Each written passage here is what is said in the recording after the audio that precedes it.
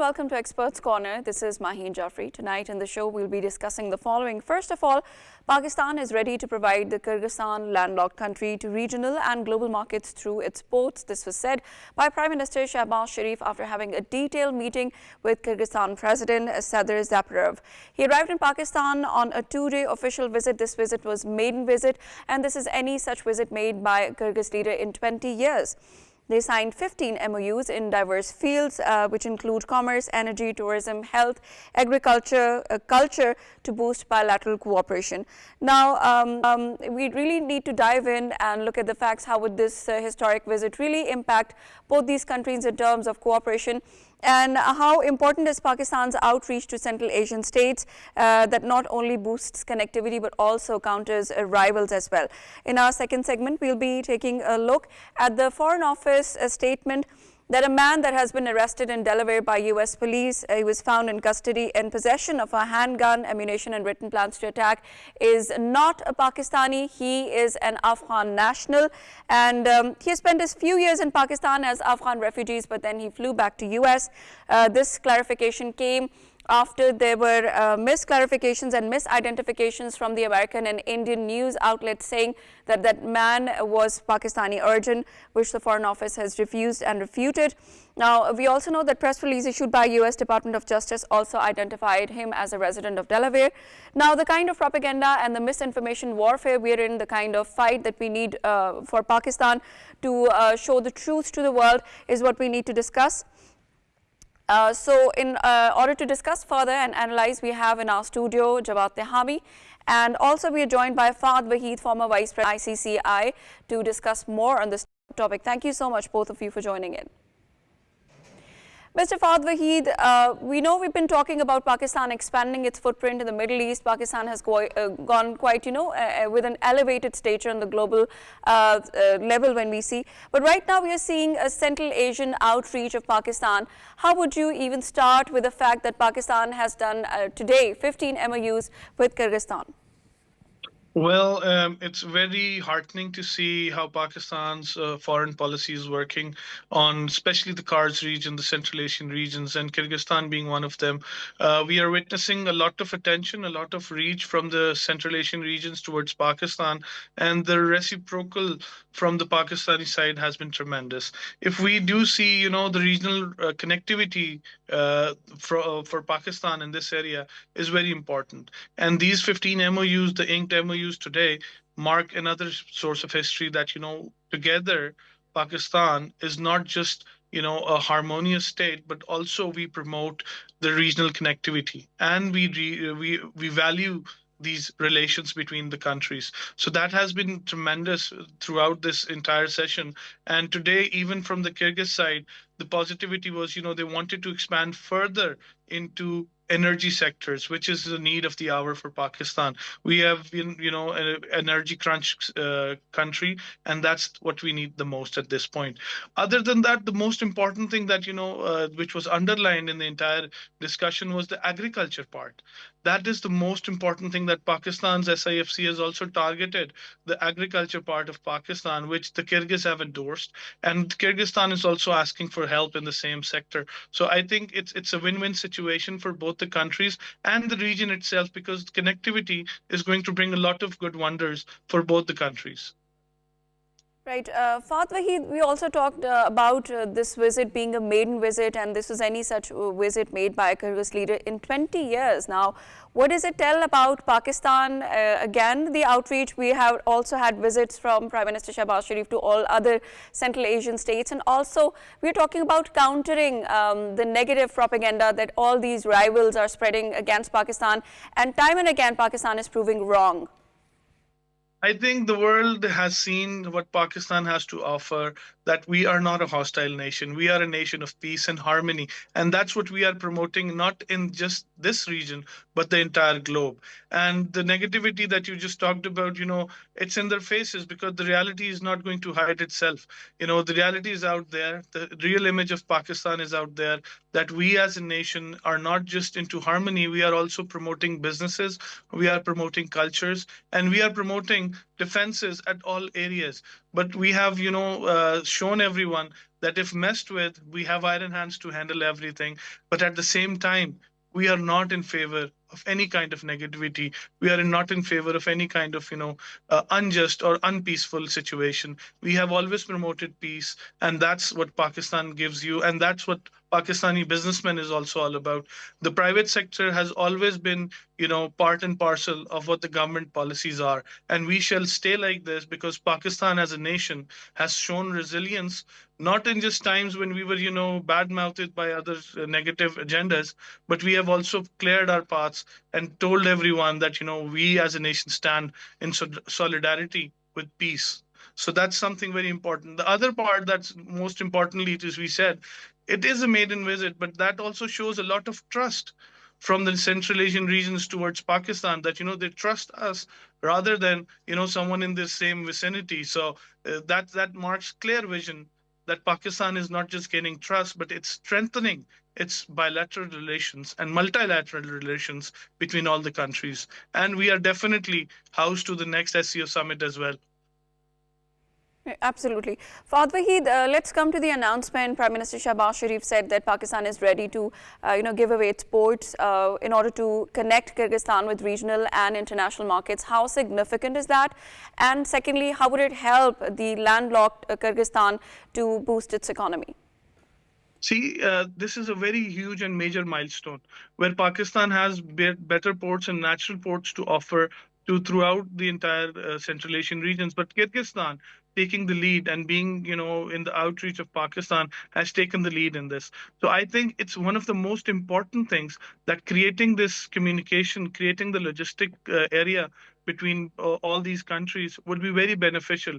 We have to understand it's not just Kyrgyzstan itself, but other countries as well. But Kyrgyzstan is, becoming the hub of business. So I think it's going to be very beneficial, not just for Pakistan, but for other countries doing business with Pakistan, because they can use Pakistan as a gateway towards the Central Asian region. So Kyrgyzstan is going to be taking the lead, and definitely when these collaborations are going to take place, I am already, on top of this, but to understand this better, I have seen, the logistics part.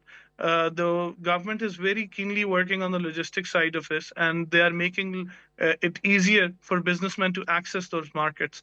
And the government today has, shown their final interest and included that they mean business, they mean good connections, and they mean good relations to establish business environment between both the countries. And mind you, this has also become a very beautiful situation where the B2B forum, the business to business forum, happened today at the Serena Hotel. So that was also another milestone achieved between the business community of Pakistan and Kyrgyzstan.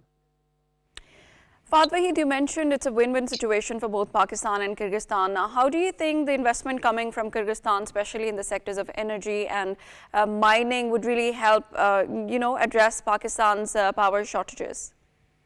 See, Pakistan has been in energy crunch for the past 15 years, and Kyrgyzstan is very rich in energy. This is where the mix and match comes in. So when the Pakistani side is going to benefit from the energy, the Kyrgyzstan side is going to benefit from all the access they can get to the warm waters. Similarly, when we are also investing in blue economy, we are looking at the fish side of it. So Kyrgyzstan is also going to get access to the world to sell their items. So they can use Pakistan again as a gateway and as a transit towards the entire the globe. So that will be easy for Kyrgyzstan to undermine, to actually score the right kind of markets. And Pakistan being this geographically located in the middle of this entire region, we can definitely, with Kyrgyzstan, create a better harmony of not just business, but also in the cultures.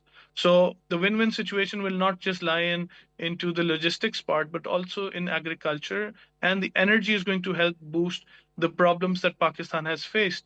Other than that, the most important part that's very important to mention here is the the tourism between both the countries.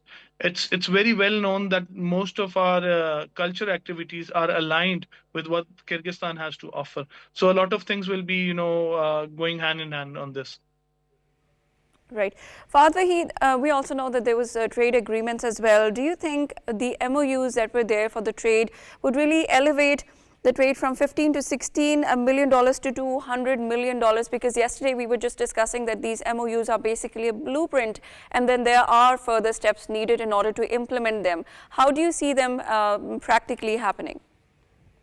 Definitely, these MOUs are roadways and roadmaps and the guiding blueprints for the businessmen of both the countries. So both countries now know how to conduct business and how what the lines are.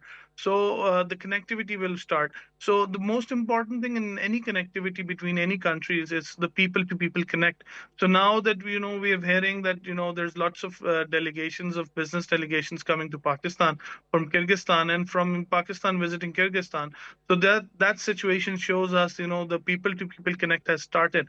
We have to understand in the past we have been doing very good business with Kyrgyzstan on the tune of 11 to $12 million, but that fell in 24, 25.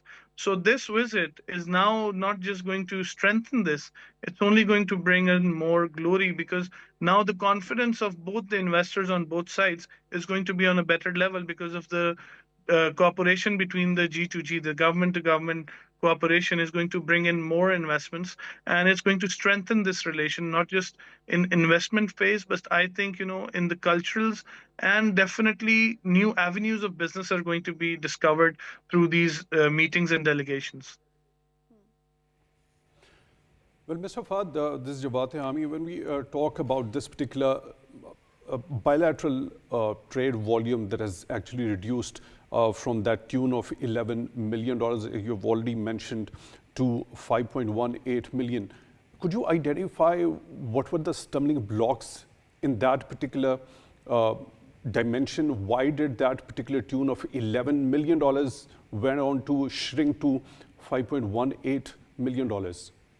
Well, Jawad, thank you very much. This is a very pertinent question. Why the failure? Why the declining of businesses? And that time, Pakistan was facing a little bit of dollar shortages in this past. So the little stringent policies that we have to curb the imports to reduce the import debt. So that was one of the reasons where these things happened. But also in the same part, we were hit by the floods. So the export of agriculture was also hit. So that was one major part where Pakistan and Kyrgyzstan lost their tune. But I think during this visit, it has strengthened more that we can open up new avenues. The major avenue that was talked about was tourism. So I think that is one of the most heaviest and the easiest way out of it. The other part that Pakistan has taken a lot of good initiatives in is information technology, the IT sector. Our Ministry of IT has closely been working with the Kyrgyz companies, and they are also that declining effect is a blessing in disguise. Right, Faad Waheed, also there are lots of other programs with Kyrgyzstan as well. We know there are defense and youth programs as well. Do you think these combined can actually enhance Pakistan's stance when Pakistan calls on this problem, especially the extremism or the terrorism, especially the regional efforts of Pakistan, given these shared borders and shared history with Kyrgyzstan? See, anything to do with the youth will benefit any country working with Pakistan, because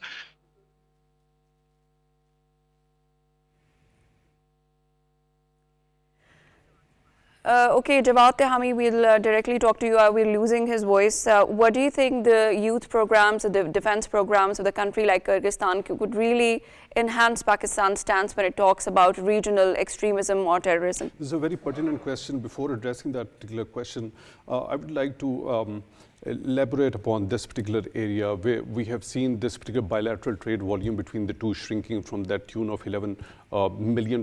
Now there are expectations that there have to be strides which are to be made to increase this bilateral trade volume between Pakistan and Kyrgyzstan up to the tune of $200 million. So that seems to be quite a humongous aspiration, quite a humongous jump. And for that, we really need to identify the areas where the potential actually lies between the two countries in order to enhance that particular bilateral trade volume in the future to the tune of that $200 million.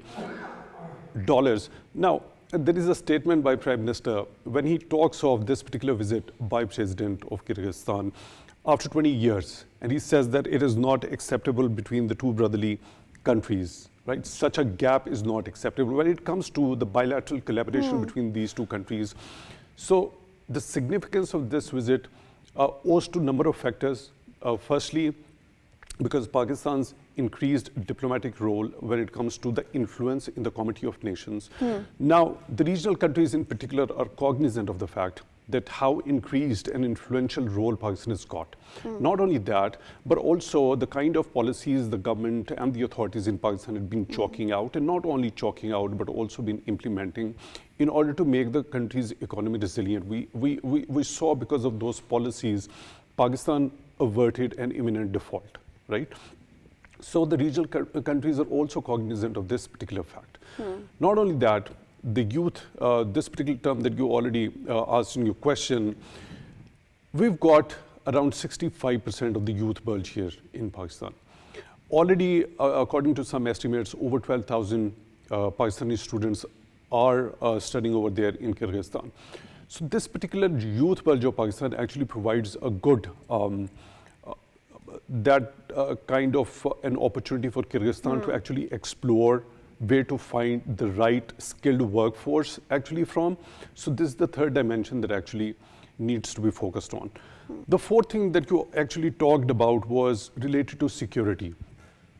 Stability and security in the region really needs to be looked into, because without stability and security, there can't be any progress or development.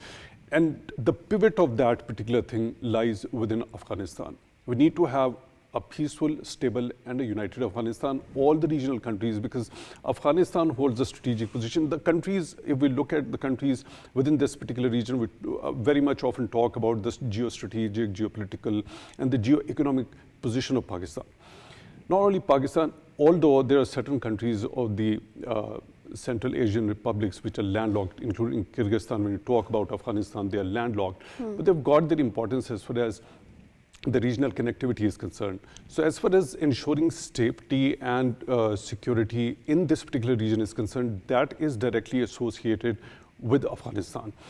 Now, there has to be a holistic approach when it comes to all the regional countries, including Kyrgyzstan, Tajikistan, and Pakistan, Iran, China, and other Central Asian republics, in order to, they're already doing a lot on this particular front, and a lot needs to be done. Because we have seen there are a lot of things happening vis-a-vis Afghanistan internationally. Afghan nationals have been found in terrorist activities, in violent activities. Now, this particular scourge which emanates from the Afghan soil, that actually needs to be addressed. And I think Pakistan and Kyrgyzstan, along with other Central Asian republics, have got to do some serious work on this particular front in order to address that particular issue. Also, there has to be an all-inclusive government there in Afghanistan in order to address that particular issue of security, the violence and terrorism that emanates from Afghanistan. So these are certain points that actually need to be looked into. Right. Jawad, also, we talked about business, we are talking about security and other dimensions which are important. Now, how do you think there are cultural exchanges about to be happening as well, and tourism that was mentioned by Mr. Faad Waheed? How important do you think is when it comes to people-to-people contact? Because there needs to be, connectivity in all domains, just not trade and agriculture and business to business or government to government. How significant do you think is the contacts when it comes to people and in terms of signifying or highlighting the soft image? And we've been joined by Mr. Faad Waheed as well. I'll be posing the same question to you, Mr. Faad Waheed. Well, you have to understand that Pakistan is a country of a lot of young people, and tourism plays a vital role.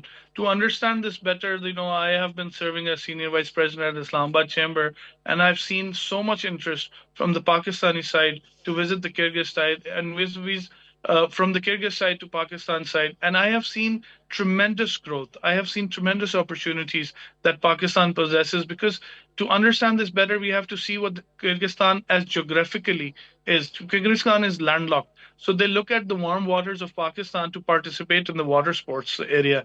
And at the same time, Pakistan looks at Kyrgyzstan as a landlocked and full of opportunities, because they do not have a proper style of industry there, which requires a lot of water intake. So that those two pieces connected together bring in more things. So when you talk about beautification of landscapes, so Pakistan possesses most of them in the same area. So we can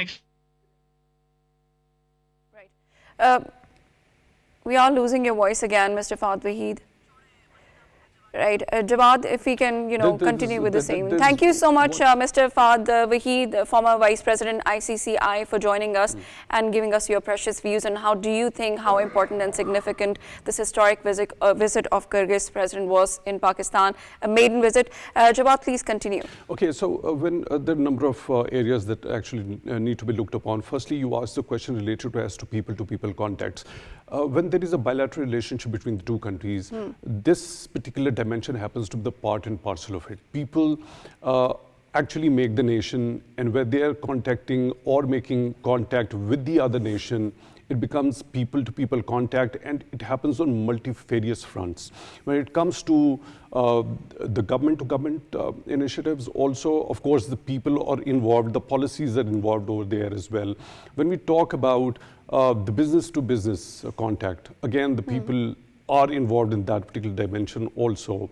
When we talk about the academic collaboration between the two countries, it also happens to be one of the that particular stones which actually enhances and gives that impetus to that particular bilateral relationship between any of the two nations. Since there is a pledge, I think the gap lies when it comes to bilateral relationship between Pakistan and Kyrgyzstan on a number of fronts, and which needs to be actually filled. With the right approach, with the right policies, there is a huge potential between the two.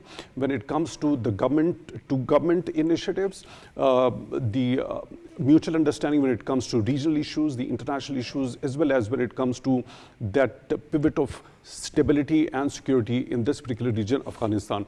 So government to government, collaboration between the two countries, that needs to be done. There are multiple avenues where we need to actually work on. When it comes to business contact, again, there has to be an identification of the areas. For example, when we talk about Pakistan's needs, of course, Pakistan has to look forward to solidify or consolidate that particular relationship as far as its needs are concerned and where from those needs could be fulfilled. Likewise, when we talk about Kyrgyzstan, Kyrgyzstan has definitely got its own interests. So we need to actually focus upon those convergent areas. There are, between the two countries, those convergent areas where we can actually sit together and explore that particular potential when it comes to that business-to-business cooperation. What sort of sectors actually require investment from Kyrgyz side inside Pakistan? What could be the lucrative market area for the investors for Kyrgyzstan? That needs to be identified, holistically reviewed. Also, Pakistan figuring out where Pakistani investors could go in Kyrgyzstan and also explore opportunities for business over there in Kyrgyzstan. Jawad, Agriculture now happens to be one of those areas which has already been mentioned by Mr. Faad Waheed. Now, Pakistan has got that very potential. It can actually fulfill the needs of Kyrgyzstan and countries such as other Central Asian republics. But over here, there is an existential challenge that we've been facing over the last couple of years now, and that is floods, the climate change, the catastrophes that we have to actually face the brunt of, right?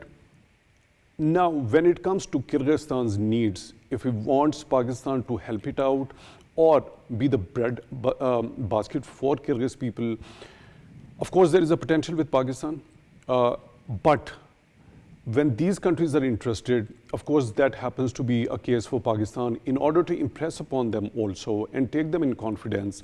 Regarding Pakistan's case, when Pakistan has been affected by climate change, and that climate change and its adverse impacts are directly affecting Pakistan's agriculture sector.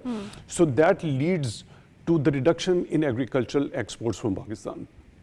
In this way, a certain initiative could be launched by taking all these countries which are looking forward to get that export from Pakistan of agricultural produce in order to be on the Pakistan side when it comes to sensitizing the international community about the adverse impacts of climate change on Pakistan, so that the international community, which owes to Pakistan, as per the United Nations Secretary General, that the industrialized nations, the developed nations actually owe to Pakistan. It's not the matter of charity, but rather a justice. So the loss and damage fund, that aid or whatever the support in whatever form comes from the international community, that needs to come in a comprehensive manner so that Pakistan can actually deal with this. Not only the Central Asian republics, but also Pakistan could be an origin of export of agricultural produce to the other countries as well. Absolutely. So there is another area that actually needs to be looked into. Pakistan requires energy. There is energy crunch when it comes to the electricity consumption here in Pakistan. That CASA 1000 project, in which Afghanistan, Kyrgyzstan, Tajikistan, and Pakistan are involved, which is likely to be inaugurated in January 2027. So that such type of projects hold immense significance for Pakistan. Pakistan looks forward to countries for its energy security. Energy is the very foundation of industrialization. Until and unless we haven't met that particular basic need and have actually increased our capacity when it comes to our energy, whether it be in form of oil or whether it be in form of direct supply of electricity, as is in this particular case of CASA 1000 project, our industry, our development will not be at that particular pace where we actually require it to have. Now, when it comes to regional connectivity, Pakistan opening that door for Central Asian republics. Also, when we talk about Afghanistan, landlocked Kyrgyzstan, there is a term that is now being used. These landlocked countries are being converted into being land-linked countries because the kind of doors or the corridor Pakistan actually provides to these Central Asian republics, and the development and the prosperity of the people over there also depend that they have got the access to the broader market, not only within this region, but also the regions beyond, and access to the warm water. That is exactly what we see as a manifestation, that is China-Pakistan economic corridor. So these are the number of points that actually need to be looked into. Coming to that particular point, when it comes to people-to-people contact, when we talk about the general public, tourism can play a pivotal role in that particular regard. We've got the affinities when it comes to culture, faith between these two countries. So there is an element of curiosity among every individual from both the sides. They want to go and explore the other country as well. I think there must be an ease when it comes to the visa regime as well.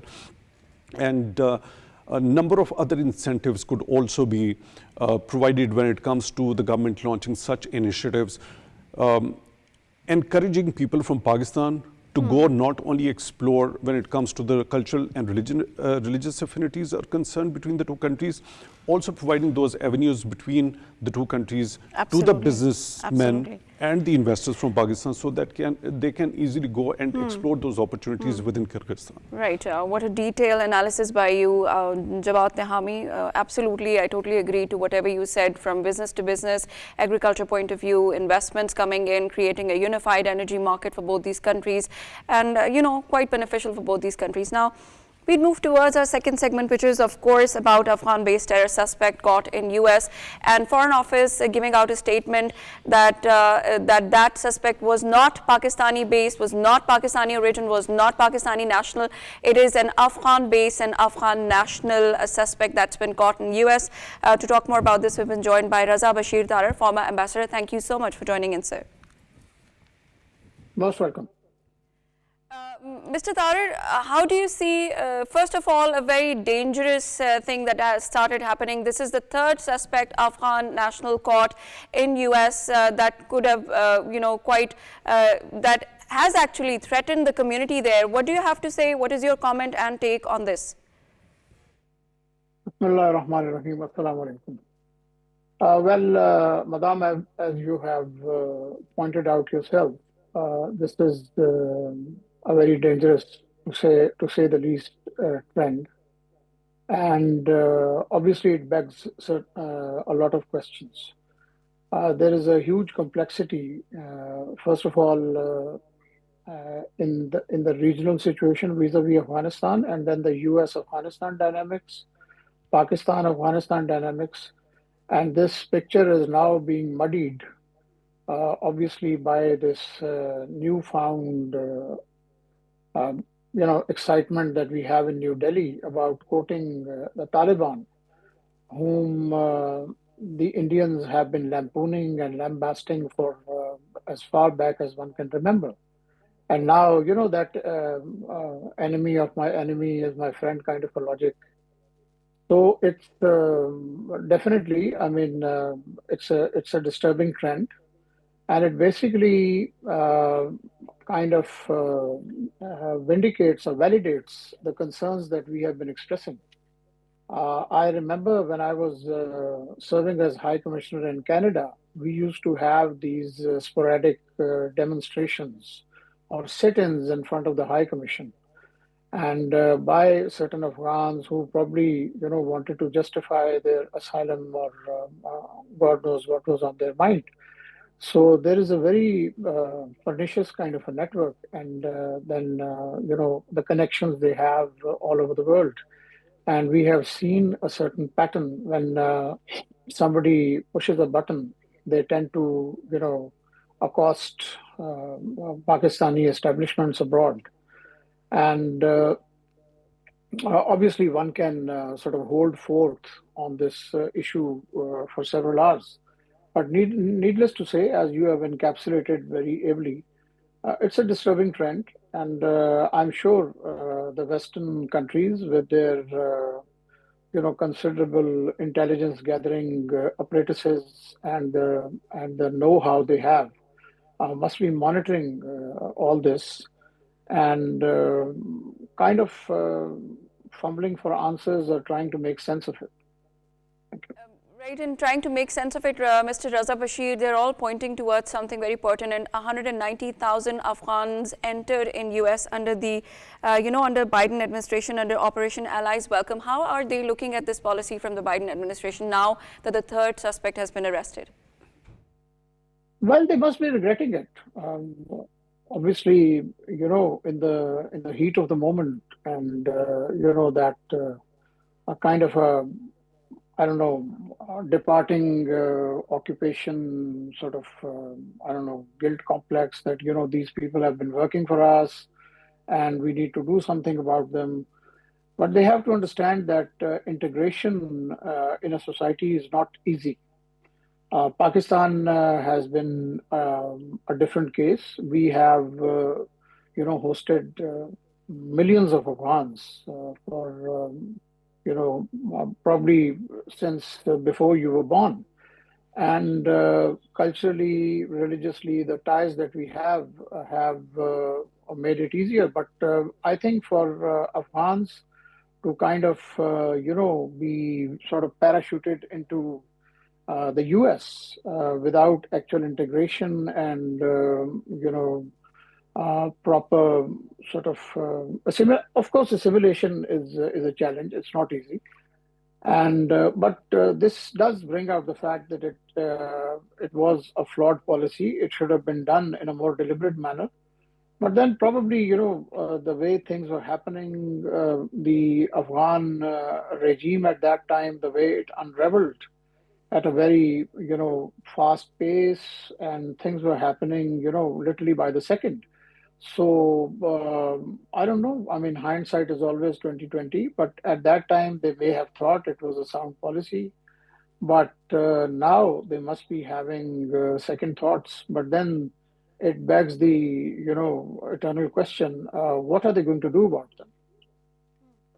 Thank you. Mr. Tarar, of course, it was the thing of a past, and now let's talk about present. We already know that there's a lot of voice been raised in the world, be it the Denmark or the UN raising its voice, its concern, be it Pakistan stating again and again.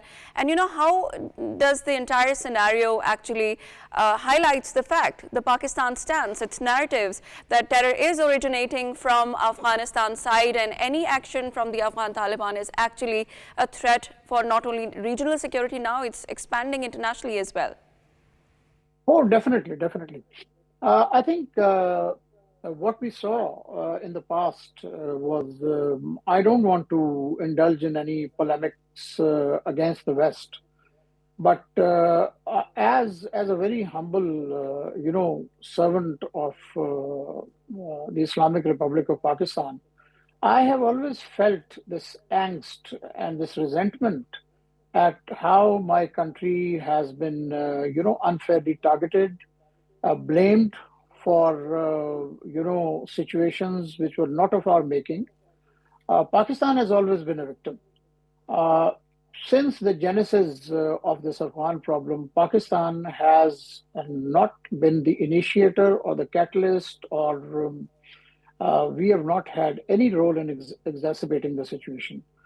And it was one felt let down, having spent so much blood and treasure, and having our societal fabric kind of ripped apart, riven, and, mutilated.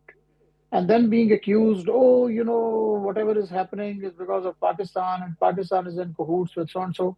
And now the whole world is seeing that. Pakistan, the way our security forces are having to contend with this terrorism that is originating from Afghan soil, that is being aided and abetted from across the border. And now, obviously, the Indians have kind of gleefully, joined this toxic mix. And the West obviously has realized that Pakistan has not just been, complaining just like that. There is a lot of truth in that. And I think now the kind of fig leaf that came from, the West's kind of desire to prop up India and to, make it look like a counterweight to China, all that balloon has been popped. And now I think, reality is sinking in, and they should wake up to the fact that what happens in Afghanistan is not just some local problem that Pakistan just has to deal with. It has regional and global repercussions. What we are seeing essentially is, if you allow me to be a little blunt, what we are seeing basically is a certain, sect trying to impose its way of life on Afghans and then exporting it to Pakistan. And Pakistanis have no appetite for it. So whatever fantasy they have that, Pakistanis are waiting for some, warriors from across the border to come and, liberate them is absolute nonsense. And I must commend the state of Pakistan, all the agencies, the leadership of having this moral clarity about it, and the resolve that we are not going to just take it lying down and be worried about propaganda originating from India and so on and so forth. So I think as far as Pakistan is concerned, and then again, obviously, it's not a situation to celebrate. It's very heartbreaking. It's tragic, to say the least. One human life, God Almighty Himself has equated the loss of one human life with the killing of entire humanity, and we are seeing that day in and day out. And I think the West should wake up. I think they have woken up, and they must bring whatever influence They must bring it to bear on the Taliban. The Taliban are also, Taliban 2.0 is kind of excited about the fact that now they are finding more, takers or more recognition compared to the nearly complete isolation they had in the past. So I think all of the players realize or should realize that Pakistan's stance and position is righteous. Pakistan must be supported in letter and spirit, and they should stand with us in these very trying times. And inshallah, whether they stand with us or not, we will prevail against these elements as we have done in the past, inshallah. Mr. Tarar, this is Jawad Tehami. I'm very curious about the nature of this particular act by Biden administration when it comes to the international troops withdrawal from Afghanistan that happened. Of course, the world knows for a fact that it happened in a chaotic and a hasty manner. Operation Allies Welcome. Now, what's the nature of it? These are 190 Afghan nationals were given entry into the United States of America on humanitarian grounds. What makes me curious to understand, this question has been haunting me since that particular moment when that Washington shooting happened and the kind of drastic measures which were taken right away by the Trump administration. Of course, President Trump has been criticizing as to the way the international troops withdrawal happened in a chaotic and a hasty manner. The nature of this action, was it mandatory for the Biden administration by any sort of a yardstick of international law, or as per any sort of international law instrument, or as per the spirit of the United Nations Charter, that they were bound to take those people who had been helping the United States of America or the international troops there while they stayed over there for 2 decades, to take some chunk and resettle them into the United States of America's territory? Thami Saab, first of all, thank you, and it's good to connect with you after some hiatus. You have, as usual, raised very pertinent questions. Now, if you allow me to, dwell on it a little longer. You see, the United States obviously is, it's a huge entity with a lot of resources, with a lot of commitments, with a lot of, global ambitions. And obviously, it is in consonance with the spirit of an empire or an empire-like entity.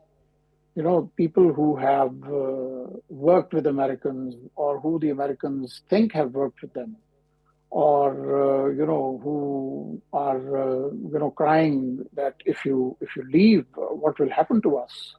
And obviously that the image that the Taliban unfortunately have cultivated for themselves. All of that,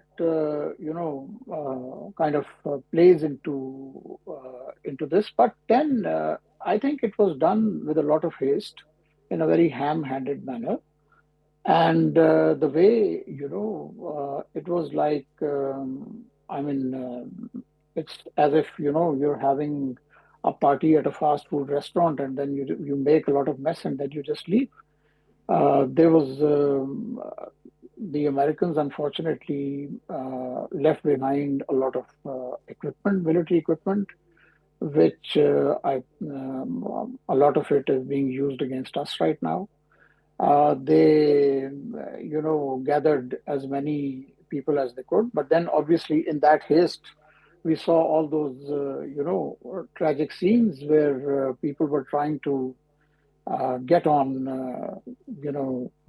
those huge planes as if they were like lorries, and many perished in this exercise. So I doubt if it was an obligation, or it was more out of that what will happen to them. We owe them a lot, and they'll probably I don't know, meet a very bad fate, or something like that. Maybe trying to salvage some respectability on the way out. But then when you make an exit of this sort, obviously it does not really play out very well. So now, and in all fairness, I think President Trump, in my opinion, has way more, mental clarity than his predecessor. He's pretty clear about, what the priorities of the U.S. are, or what they should be, what to do and what not to do. Obviously, history will judge them. I mean, I don't have, any means to take a peep into the future, but very clear. And when it comes to, you have seen the way he has been pronouncing on the Pakistan-India situation as well. So I think the Biden administration did not do a very fine job. And when there was this rush to get people, as many people out and onto the greener pastures of North America, I'm sure a lot of unsavory elements slipped in as well. And this definitely, I fully share your, this, the way you are feeling kind of flustered by what is happening. That look at these people, you're already in the US, you are enjoying the hospitality and the perks and privileges that come with it. So what exactly is making you, target, biting the hand that feeds you, literally? It's literally mind-boggling. And what do you hope to attain by that? And and I'm sure it's confounding the Americans as well. So let's hope. Your point well taken, Mr. Raza Bashir Tarar. Thank you so much, former ambassador, for joining our show and commenting and analyzing on this important issue that has happened. And Foreign Office has given out a statement. A very quick analysis from you, Jawad Tehami. Okay, so the thing which I'm again curious about, there's so many aspects with this particular issue that I'm always curious about, and I try to find out certain answers to those. Why all of a sudden, in the recent days, the Afghans have been found involved in such type of activities, most particularly when we talk about the United States of America's territory, and those people who've been who were given the entry into the United States of America through that particular measure by the Biden administration. Now, what I understand from this is that there are certain strings attached with our neighbor in the eastern border. I mean, the kind of engagements the interim Afghan authorities have had with Indians in the recent past, why would India stop or shy away from instigating or identifying those disgruntled people or those people who had not been easily integrated into the American society, and to capitalize on those elements to create that kind of a situation that the United States of America at this particular point in time is faced with? So that clearly links Indian hand into all these Afghan nationals who've been found involved in such violent activities on the territory of the United States of America. Right, thank you very much, Jawad Tehami, for your detailed analysis on this very important topic as well, where we know Foreign Office had to clear out the entire propaganda that was driven out from India, saying that the Afghan-based terror suspect was Pakistani. No, it was not a Pakistani national, it was an Afghan national. That's all for tonight's show. This is Maheen Jafri signing off. Stay tuned.